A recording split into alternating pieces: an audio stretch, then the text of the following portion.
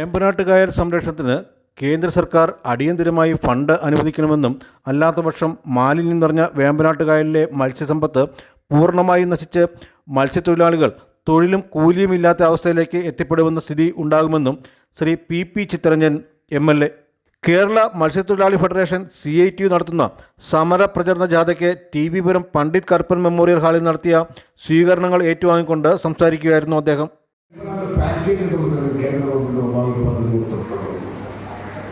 ഇപ്പോൾ ഗംഗാ നദി അത് പുണ്യനദിയാണ്, നമ്മളെ താർക്കും തർക്കമില്ല. ഗംഗ അതിൻ്റെ അവസ്ഥ പോയി കാണുന്നവർക്ക് അത് ഇപ്പോൾ എങ്ങനെയാണെന്നുള്ളത് അതെന്തും ആയിക്കോട്ടെ.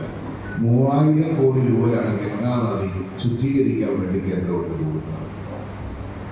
ഒരു 30 കോടി രൂപ ഈ വേമ്പനാട് കായലിൽ നിന്ന് ശുദ്ധീകരിക്കുന്നതിന് വേണ്ടി തന്നാൽ എത്ര ആശ്വാസമാണ്. ആരെങ്കിലും ചർച്ച ചെയ്തു നമ്മൾ ആവശ്യപ്പെടാനാണ്. ഇനി ഇവര് പുതിയതായിട്ട് ഇതൊന്നും തരണമെന്നിരിക്കട്ടെ, നമുക്ക് തന്നോണ്ടിരിക്കുന്നത് തരുന്നുണ്ടോ?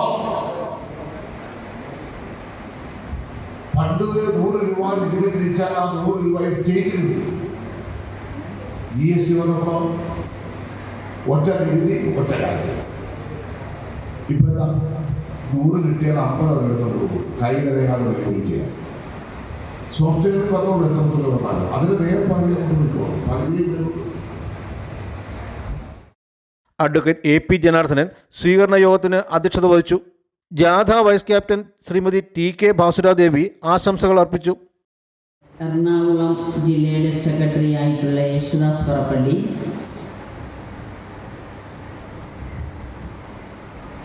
ഇത്രയും പേരാണ് ഈ ജാഥയിൽ ഉടനീളം ഉള്ളത്.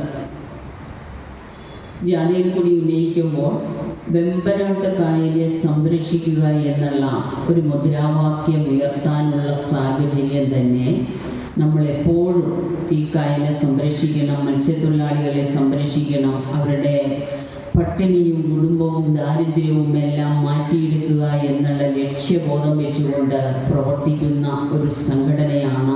മാർച്ച് 15 രാവിലെ എറണാകുളം ജില്ലയിലെ ഏഴിക്കരയിൽ നിന്നും ആരംഭിച്ച ജാഥ മാർച്ച് 16 വൈകിട്ട് ആലപ്പുഴ ജില്ലയിലെ അരൂരിൽ സമാപിക്കും.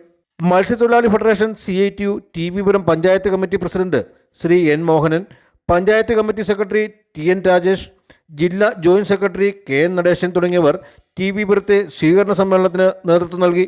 രാഷ്ട്രീയ പ്രവർത്തകരും മത്സ്യത്തൊഴിലാളികളുമടക്കം 100 കണക്കിന് ആളുകൾ സ്വീകരണ സമ്മേളനത്തിൽ പങ്കെടുത്തു. Vision news, Vaikom.